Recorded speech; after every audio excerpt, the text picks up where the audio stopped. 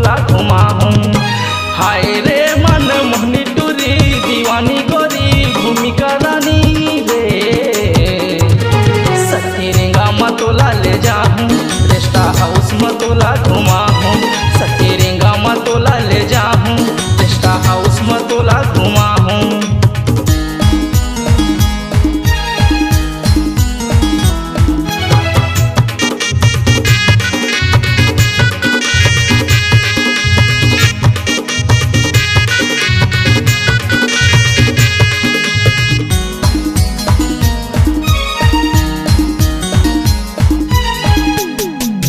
Rest house में तोला ले जाके बांगो के सीन देखा हूँ। आनी बानी के डोंगा चढ़ा के डोंगा के मजा बता हूँ।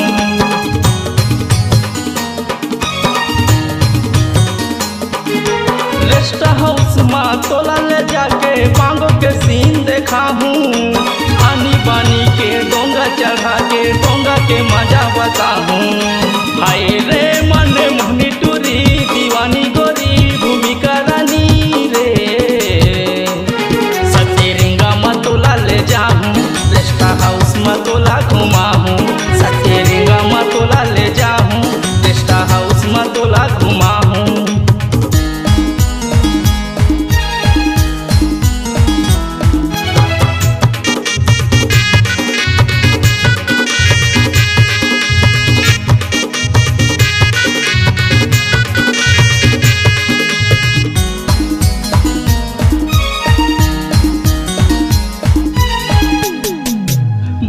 शहर के सरगम जुकमा गाना तोला गवा हूँ।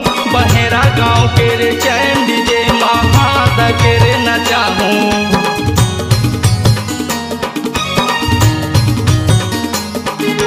बालको शहर के सरगम जुकमा गाना तोला गवा हूँ।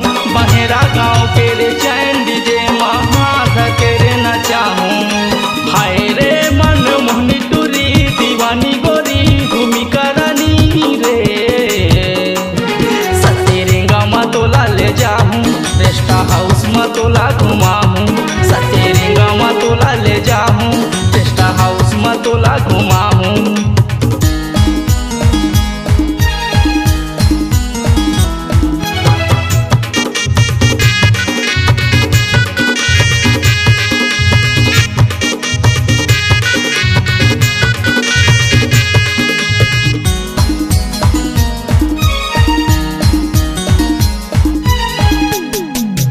लेमरू है थाना कोरबा है जिला सतेरेंगा मोरे गाँव।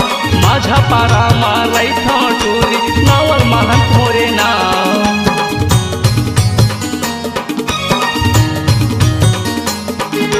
लेमरू है थाना कोरबा है जिला सतेरेंगा मोरे गाँव।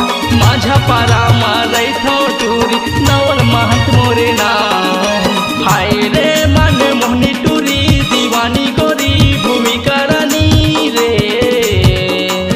सतेरेंगा में तोला ले जाऊँ, रेस्ट हाउस में तोला घुमाहूँ। सतेरेंगा में तोला ले जाऊँ, रेस्ट हाउस में तोला घुमाहूँ।